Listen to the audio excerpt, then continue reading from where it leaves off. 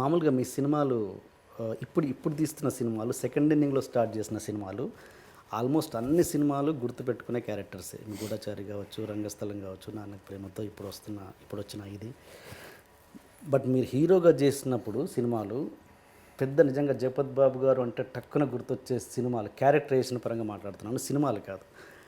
శుభలగ్నం గుర్తొస్తుంది, మాచిరు, ఇవన్నీ సినిమాలు గుర్తొస్తాయి. బట్ జగపతి బాబు గారు అనే క్యారెక్టర్ టక్కున గుర్తొచ్చే సినిమాలు లేవని నా అభిప్రాయం. If I'm wrong correct me please. And అని నా ఫీలింగ్.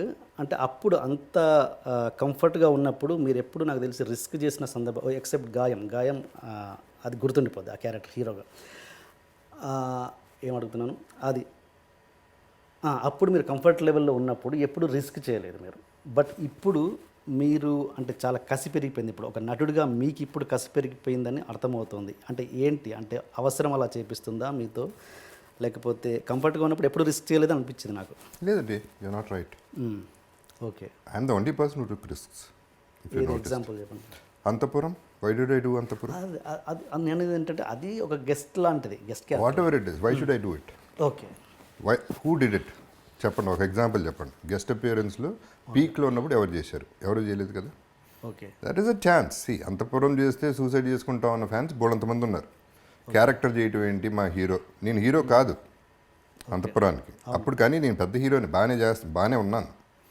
అట్లా చూసుకుంటే అనుకోకుండా ఒకరోజు నేను హీరో కాదు, చార్మి నన్ను కూడా పెళ్లి చేసుకోలేదు, శశాంక్ని చేసుకుంది. సో అనుకోకుండా ఒక రోజు కూడా ఎట్టా అయింది, చందు ఏమో నాకు కథ, వేరే కథ చెప్పడానికి వచ్చాడు నెక్స్ట్ సినిమాకి హీరోగా. నేను ఈ కథ ఏంటని అడిగా, ఇది చెప్పాడు, నాకు ఇది బాగుందన్న, ఇది క్యారెక్టర్ అండి, మీకు క్యారెక్టర్ చేస్తాను. నేను క్యారెక్టరో ఇంకోటో కాదు, నేను చేస్తాను. ఇద్దరు హీరోయిన్లతో స్టార్ట్ చేసింది చోమబాబు గారి తర్వాత నేను.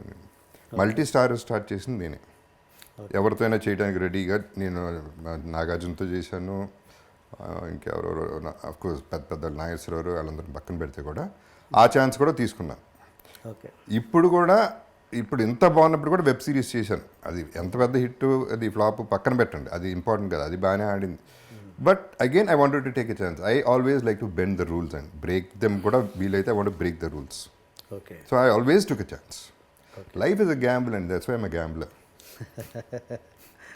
లైఫ్ ది టేక్స్ దాని పద్ధతిలో అది తీసుకెళ్తూ ఉంటుంది, మన పద్ధతిలో మనం వెళ్ళిపోతూ ఉంటాం అంతే. అది తీసుకెళ్లే పద్ధతిలో వెళ్ళిపోతాం.